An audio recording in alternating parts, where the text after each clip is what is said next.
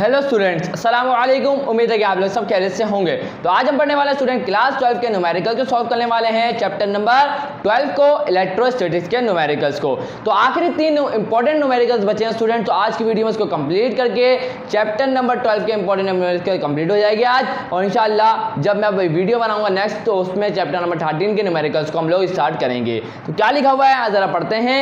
लिखा हुआ ये है, a capacitor of 100 picofarad is charge to a potential difference of 50 volts. और यहां पर प्रॉब्लम नंबर तो आप लोगों ने देख ली है, 12.17 है। बोला ये जा रहा है स्टूडेंट, एक कैपेसिटर है, उसकी कैपेसिटेंस कितनी है, 100 पिकोफैरेड है, और उसको चार्ज किया जा रहा है किससे, पोटेंशियल डिफरेंस मतलब बैटरी से। और बैटरी से कितना पोटेंशियल डिफरेंस दिया जा रहा है, 50 वोल्ट्स का। जब बैटरी ने 50 वोल्ट्स का पोटेंशियल डिफरेंस दिया तो उसकी जो कैपेसिटेंस थी कैपेसिटर की, वो कितनी थी, 100 पिकोफैरेड थी। अब यहां पर आगे बोला जा रहा है, आगे ये बोला जा रहा है, its plates are then connected. उसकी प्लेट्स को कैपेसिटर की किससे कनेक्ट किया गया, पैरेलल कनेक्ट किया गया, किससे, दूसरे कैपेसिटर से। क्लियर है यहां तक की बात, इंशाल्लाह क्लियर होगी। उसके बाद और इट इज फाउंड दैट, ये पता चला कि पोटेंशियल डिफरेंस जो दोनों प्लेट्स के दरमियान में आ रहा था वो कितना है, 35 वोल्ट से। तो what is the capacitance of the second capacitor. बोला ये जा रहा है कि हमें बता दें कि सेकंड कैपेसिटर जो अटैच किया गया था उसकी कैपेसिटेंस कितनी होगी। तो इस सवाल को बहुत आसान कर देते हैं स्टूडेंट। सबसे पहले डेटा बनाते हैं। डेटा में हमें क्या दिख रहा है, हमें देखने को ये मिल रहा है कि C1 कैपेसिटर की, सही है C1, क्योंकि दो कैपेसिटर की बात आ गई है, तो पहले वाले को C1 बोलूंगा कैपेसिटर को, दूसरे वाले की C2 बोलूंगा। तो C1 हमें कितनी दी गई है, 100 पिकोफैरेड दी गई है। तो C1 कितनी दी गई है, 100 पिकोफैरेड। और जब हम इसको फैरेड में कन्वर्ट करेंगे स्टूडेंट, कैसे करेंगे, तो याद रखिएगा माइक्रो होता है तो 10 की पावर -6 से मल्टीप्लाई करते हैं। अब यहाँ पर अगर नैनो होता तो 10 की पावर -9 से मल्टीप्लाई करते। यहाँ पर पिको है तो 10 की पावर -12 से मल्टीप्लाई करेंगे, किसको, जो हमारे यहाँ पर वैल्यू दी जाती है, 100 दी गई है, तो यहाँ पर 100 मल्टीप्लाई में क्या करूंगा, 10 की पावर -12 करूंगा, तो मुझे फैरेड में मिल जाएगा। यहाँ तक की बात क्लियर है, इंशाल्लाह क्लियर होगी। उसके बाद हम यहाँ पर पोटेंशियल डिफरेंस है, कब का है, हमें ये पोटेंशियल डिफरेंस दिया गया है जब कैपेसिटर दूसरे कैपेसिटर को अटैच नहीं किया गया, कनेक्ट नहीं किया गया, जब का पोटेंशियल डिफरेंस है। तो मैं यहाँ क्या लिखा मैंने, potential difference before connecting C2, दूसरे वाले के कैपेसिटर को कनेक्ट करने से पहले जो हमारा पोटेंशियल डिफरेंस था कितना था, V1 मैंने उसको बोला कितना है, 50 वोल्ट से, कितना है, 50 वोल्ट। उसके बाद अब हमारे पास एक और पोटेंशियल डिफरेंस है, वो ये है जब C2 कैपेसिटर को अटैच कर दिया गया, कनेक्ट कर दिया गया। तो यहां लिख दिया मैंने potential difference after connecting C2, क्या बोला मैंने इसको, V2 बोला, कितना है, 35 वोल्ट। अब हमें सिंपल सा बोला ये गया है कि C2 हमें बता दे, सेकंड कैपेसिटर की कैपेसिटेंस बता दे। अब यहां दूसरा बड़ा प्रॉब्लम हमारे को जो फेस करना पड़ेगा स्टूडेंट, अगर मैं आपसे एक सवाल पूछूं, आपने फॉर्मूला पढ़ा होगा Q = CV। अब यहां इस फॉर्मूले में आपको क्या नजर आ रहा है, आप बोलेंगे सर यहां पर ये चार्ज स्टोर्ड है, और ये C क्या है, कैपेसिटेंस है, और यहाँ V क्या है, पोटेंशियल डिफरेंस है। अब यहाँ पर मेरी बात को ध्यान से सुनिएगा स्टूडेंट, मैं आपको क्या समझाना चाह रहा हूँ, हमें मालूम क्या करना है, हमारा मकसद क्या है, C2 को मालूम करना। अब C2 को हमें अगर मालूम करना है तो हमें ये पता होना चाहिए, देखिए अगर मैं C2 को मालूम करना चाहता हूँ तो ये V2 है और ये Q2 है। अब ध्यान से मेरी बात को सुनिएगा, मेरा मकसद क्या है, C2 को मालूम करना। क्या मुझे V2 पता है, आप बोलेंगे सर बिल्कुल पता है। क्यों पता है, क्योंकि अगर आप गौर करें तो यहाँ जो दो कैपेसिटर कनेक्ट हैं वो किसमें है, पैरेलल में। और जब कैपेसिटर पैरेलल में कनेक्ट होते हैं, पैरेलल कॉम्बिनेशन में होते हैं, तो उनका पोटेंशियल डिफरेंस क्या होता है, सेम रहता है अक्रॉस ईच कैपेसिटर। ये तो आपको बात पता होनी चाहिए। मैं क्या बोलना चाह रहा हूं कि यहां अगर हमारे पास एक कैपेसिटर ये आ गया, एक कैपेसिटर ये आ गया, तो आपको करके दिखा रहा हूं। और यहां देखिए मैंने इसको क्या कर दिया, बैटरी से कनेक्ट कर दिया। अब अगर मैं बैटरी से 35 वोल्ट का पोटेंशियल डिफरेंस प्रोवाइड कर रहा हूं तो इस कैपेसिटर को भी 35 वोल्ट मिलेगा, इस कैपेसिटर को भी 35 वोल्ट मिलेगा। इसका मतलब हमें V2 पता है, और इस सवाल में डेटा में भी मैंने लिख दिया है। अब V2 तो पता है, क्या हमें Q2 पता है, आप बोलेंगे सर नहीं पता। Q2 तो नहीं पता ना, डेटा में है कहीं नहीं है, और हमसे मांगा भी C2 है। C2 को मालूम करने के लिए हमें V2 और Q2 का पता होना लाजमी है, लेकिन हमें V2 तो पता है, लेकिन Q2 नहीं पता, तो पहले हमें Q2 के लिए मालूम करने के लिए काम करना पड़ेगा। जब हमारे पास Q2 आ जाएगा उसके बाद हम ये फॉर्मूला अप्लाई करके हम C2 मालूम कर लेंगे। इतना सा काम है। तो अब पहला काम हमारे लिए क्या है, Q2 को मालूम करना। अब Q2 को मालूम करना स्टूडेंट आसान बात तो नहीं है, ये तो समझना पड़ेगा। अब ध्यान से मेरी बात को सुनिएगा।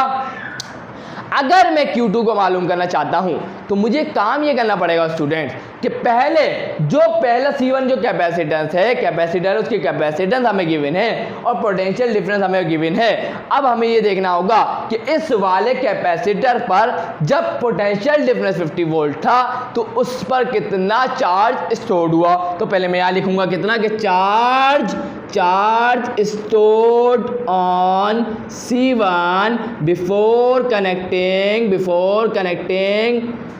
Connecting C2। किसको? C2 को जब हमने कनेक्ट नहीं किया तो उस वक्त C1 पे कितना चार्ज स्टोर हुआ। मैं क्या बोल रहा हूँ, ये बहुत इंपॉर्टेंट बात है जो मैं आपको बोल रहा हूँ। मैं क्या बोल रहा हूँ कि C1 पे कितना चार्ज स्टोर हुआ होगा जब हमने C2 को कनेक्ट नहीं किया हुआ। तो पहले तो ये देखना पड़ेगा ना स्टूडेंट। तो कैसे निकालूंगा, वही फॉर्मूला है। क्या फॉर्मूला है? Q = CV। अब मैं बात कर रहा हूँ Q1 चार्ज की, तो कैपेसिटेंस भी पहले कैपेसिटर की होगी और पोटेंशियल डिफरेंस भी पहले कैपेसिटर का होगा। तो Q1 हमारे पास क्या निकलेगा स्टूडेंट, देख लेते हैं। C1 हमारे पास कितना है, 100 मल्टीप्लाई बाय 10 की पावर माइनस का 12 मल्टीप्लाई बाय V1, और V1 कितना है 50, तो ये हो जाएगा 50। यहाँ तक की बात क्लियर है? इंशाल्लाह क्लियर होगी। तो यहाँ देखिए 100 मल्टीप्लाई बाय 50 क्या हो जाएगा, यहाँ पर हमारे पास आ जाएगा 5000। सही है स्टूडेंट? तो यहाँ हमारे पास क्या आ जाएगा 5000 मल्टीप्लाई बाय 10 की पावर माइनस 12। तो यहाँ जाके हमने Q1 तो मालूम कर लिया। अब हम क्या करें, तो मैं आपके सामने भी एक काम करने जा रहा हूँ और बहुत आसान काम है। अब हम ये काम करेंगे स्टूडेंट, अब हम ये मालूम करेंगे कि कितना चार्ज स्टोर हुआ होगा C1 पे। ये हमारी बात बहुत नोट करने वाली है जो मैं आपको कहना चाह रहा हूं। अब हम ये मालूम करने जा रहे हैं कि C1 पे कितना चार्ज स्टोर हुआ, लेकिन कब, जब हमने C2 कैपेसिटर को अटैच करा हुआ है, कनेक्ट किया हुआ है। तो मैं यहाँ क्या लिखूंगा, अब हम यहाँ देखेंगे चार्ज स्टोर्ड ऑन C1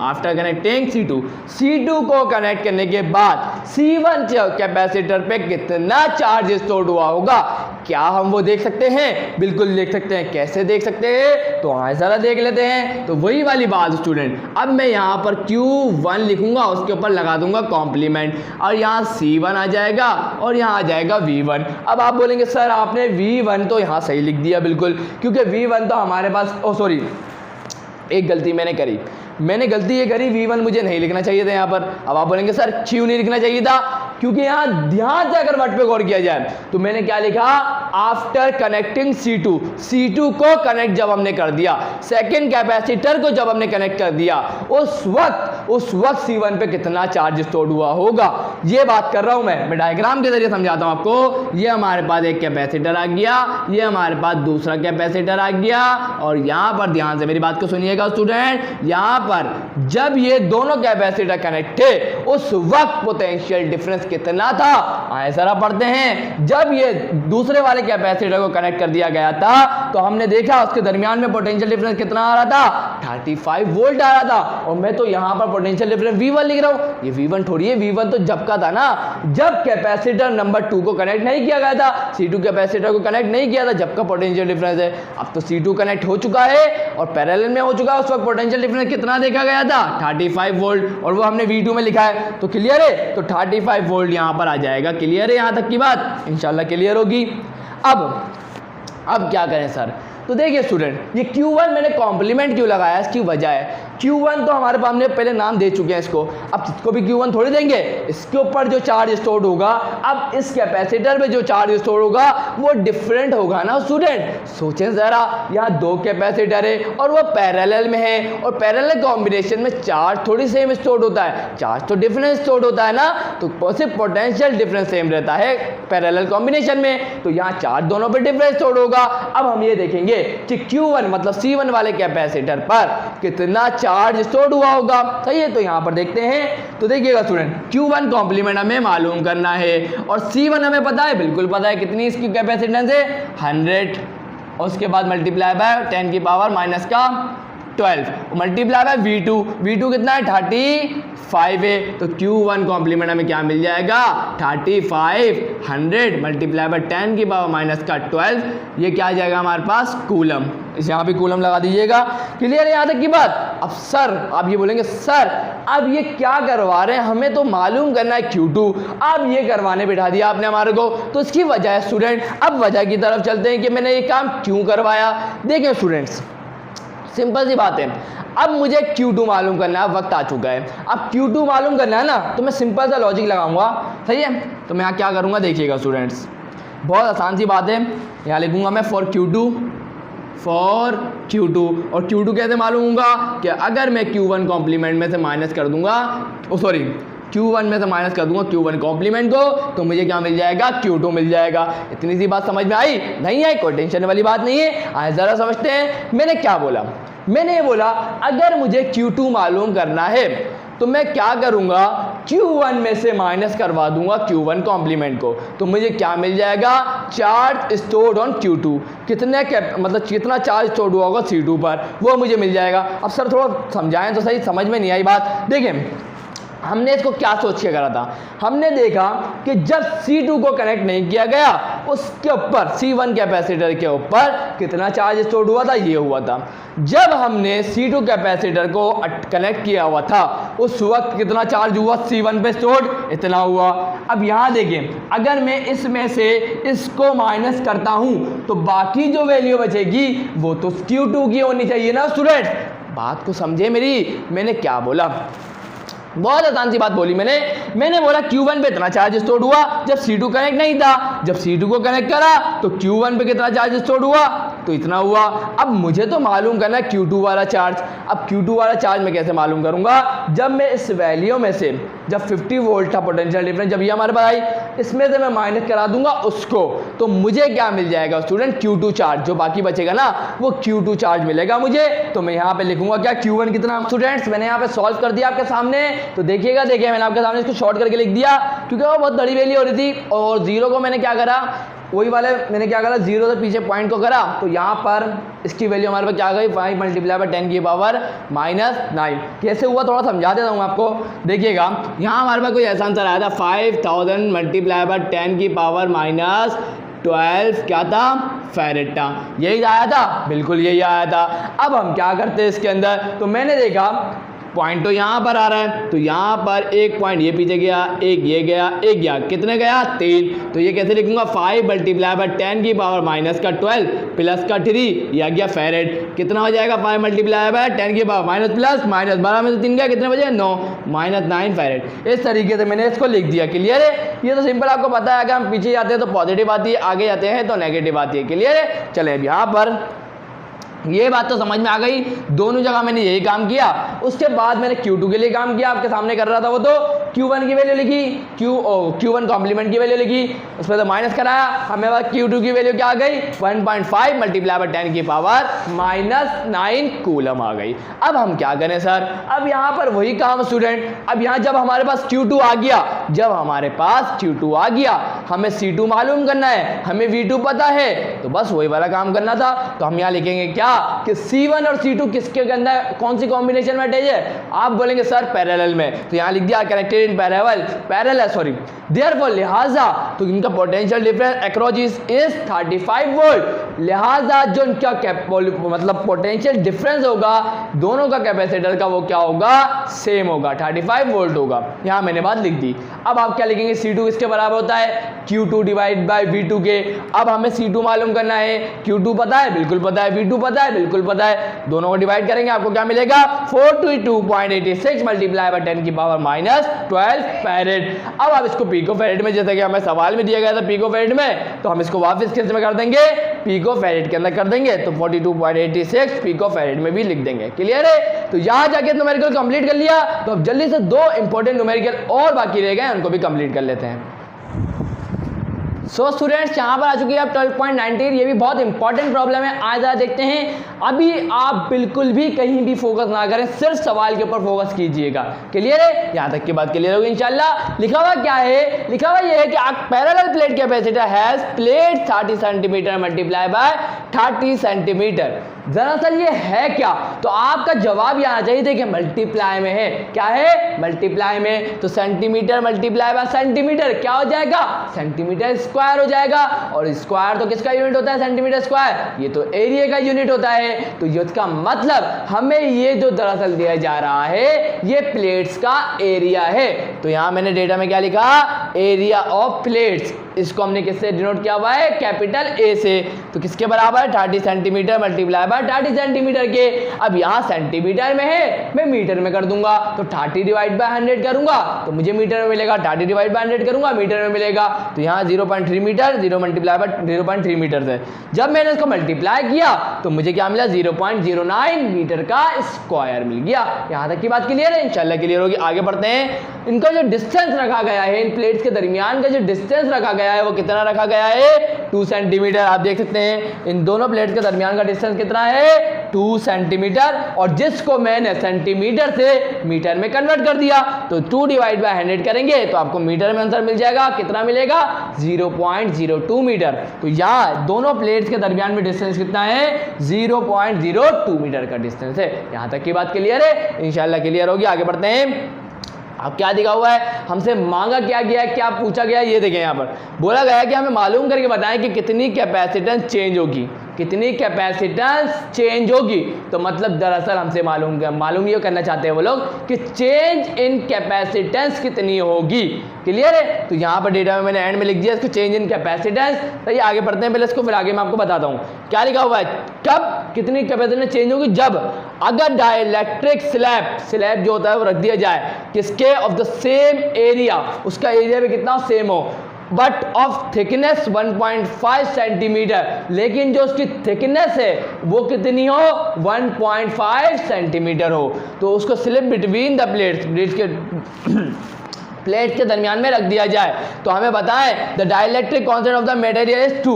और उस वक्त डाइलेक्ट्रिक कांस्टेंट की वैल्यू, मतलब एप्सिलॉन आर की जो वैल्यू है वो कितनी होगी? 2 होगी। तो हमें बताएं उस वक्त कैपेसिटेंस, मतलब चेंज इन कैपेसिटेंस कितनी होगी। यही हमसे पूछा गया है, जो मैंने आपसे ब्लू करके दिया हुआ ना, कि कितनी कैपेसिटेंस चेंज होगी जब ये कंडीशन बनाई जा रही है, जब डाइलेक्ट्रिक को लाया जा रहा है, उसकी एप्सिलॉन आर की वैल्यू 2 है और उसका जो थिकनेस है 1.5 सेंटीमीटर है। तो हमें बताएं उस वक्त चेंज इन कैपेसिटेंस कितना होगा। बहुत आसान सा न्यूमेरिकल है। सबसे पहला काम डेटा को अच्छे तरीके से बनाना होता है स्टूडेंट। तो डेटा बनाए। एरिया ऑफ प्लेट्स मैंने आपको बता दिया क्या है, डीबी में आपको समझा चुका हूँ। डिस्टेंस बिटवीन द प्लेट और थिकनेस ऑफ डाइलेक्ट्रिक मीडियम कितनी है? 1.5 सेंटीमीटर। इसको मीटर में कन्वर्ट कर देंगे डिवाइड बाय 100 करके। और डिनोट किससे करते हैं? ये बहुत इंपॉर्टेंट चीज़ है। इसको हम डिनोट करेंगे किससे? टी से। किससे करेंगे? स्मॉल टी से। तो यहाँ हमारे पास क्या गया? 0.015 मीटर। अब यहाँ थिकनेस ऑफ एयर, ये क्या बात कर दी सर आपने? एयर कहाँ से आ गई? तो याद रखिएगा स्टूडेंट्स, यहाँ गौर करें, यहाँ पर जो डिस्टेंस था ये तो आ गया। अब यहाँ थिकनेस जो थी इसकी 1.5 सेंटीमीटर थी। अब जो ये बाकी जो एरिया बच गया स्टूडेंट्स, यहाँ तो एयर होगी ना, तो यहाँ पर थिकनेस ऑफ एयर कैसे निकालेंगे हम लोग? तो बहुत आसान सा काम है स्टूडेंट। देखें यहाँ पर देखिएगा, गौर करिएगा, यहाँ से लेके यहाँ तक क्या है? डाइलेक्ट्रिक है। इसकी थिकनेस कितनी है? T = 0.015 है। और दोनों प्लेट के दरमियान का डिस्टेंस कितना है? 0.02 है। अब मैं अगर D में से माइनस कर दूंगा T को, बड़े वाले में से ज़्यादा वाले डिस्टेंस में दे, कम वाले डिस्टेंस को माइनस कर दूंगा, तो मेरे पास जो वैल्यू आएगी वो किसकी आएगी? इसकी आएगी ना। तो इसको मैं क्या बोलूँगा? इसको मैं बोलूँगा स्टूडेंट्स, इसको मैं बोलूँगा D - का T। क्लियर है। तो डी माइनस का टी करूंगा तो मुझे पता चल जाएगी कितनी थिकनेस ऑफ एयर है।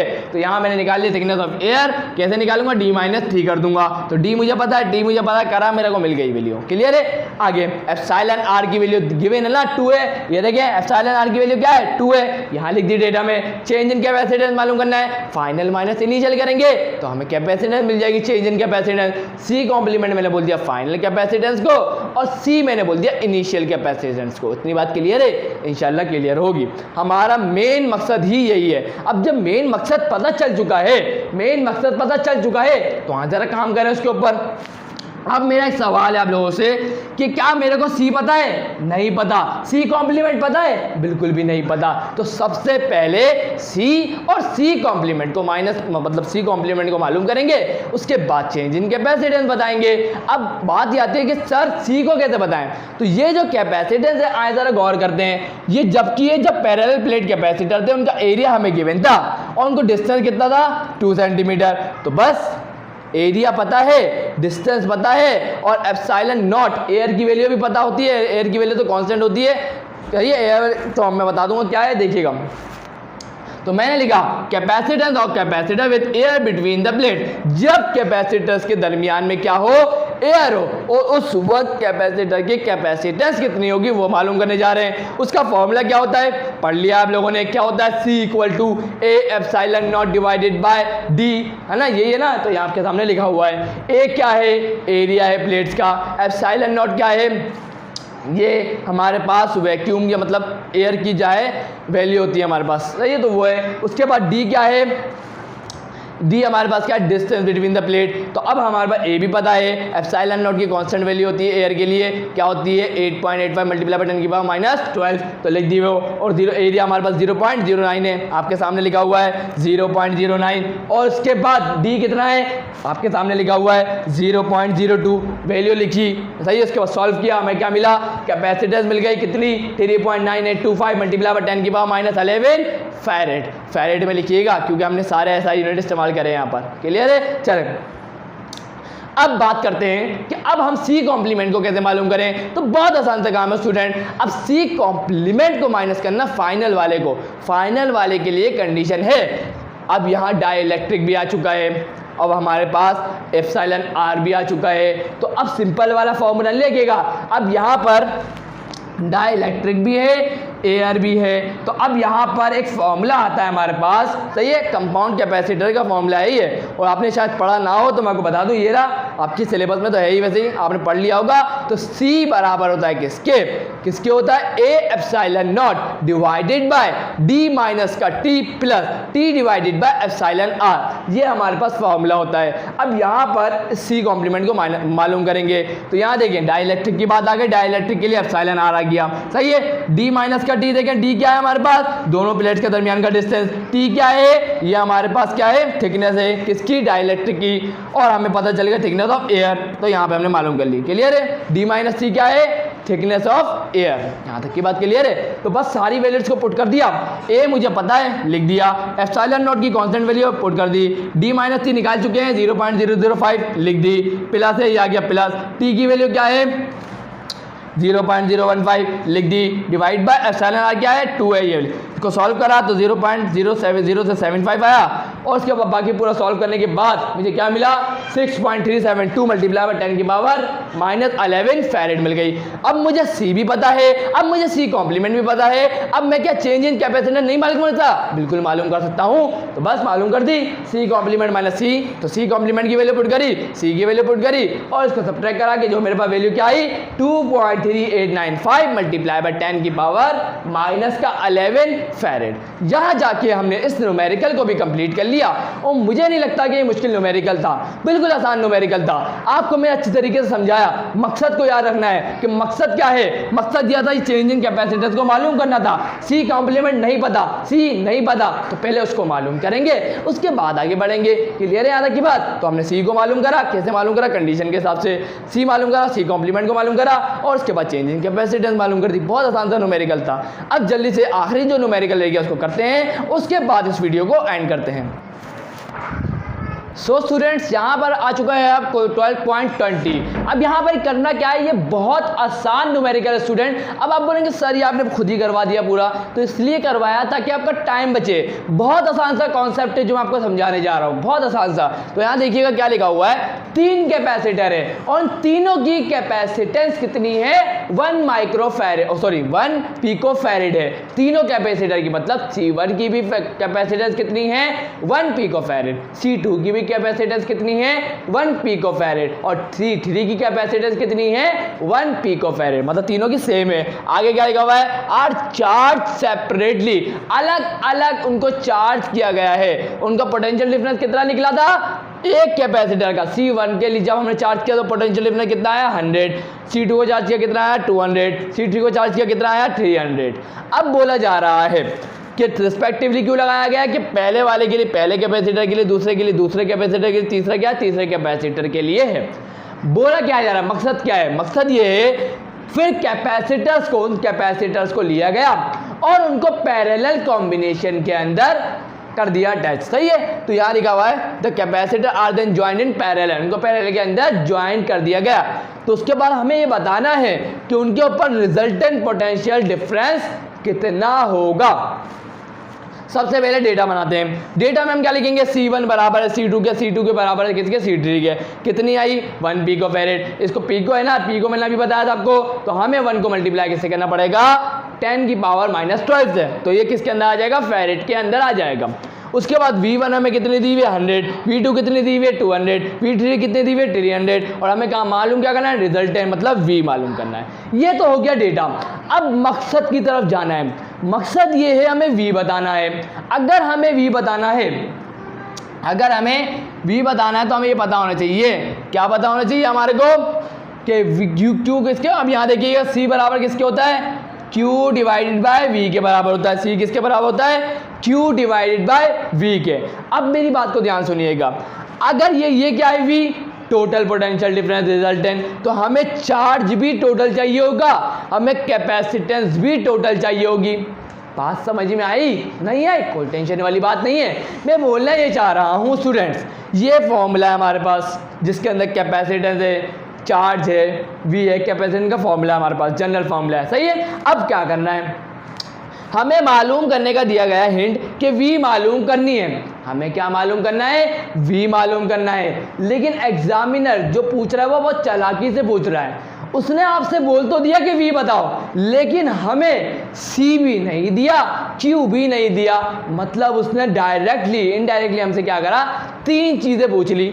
अगर हम V को बताना चाहते हैं तो हमें Q भी मालूम करना पड़ेगा, हमें C भी मालूम करना पड़ेगा, उसके बाद ही हम V को बता सकते हैं। यहाँ तक की बात क्लियर है। अब सवाल ये पैदा होगा कि सर Q को कैसे बताएं, तो उसने हिंट दी है हमारे को कि जो कैपेसिटर्स को कंबाइन किया गया है, ज्वाइन किया गया है, किसके अंदर किया गया है, पैरेलल में। अब पैरेलल की एक खासियत ये होती है कि जब हम कैपेसिटर्स को पैरेलल में ज्वाइन करते हैं तो पोटेंशियल डिफरेंस सेम रहता है, और जबकि चार्ज जो स्टोर्ड होगा हर कैपेसिटर पे वो क्या होगा, डिफरेंट होगा।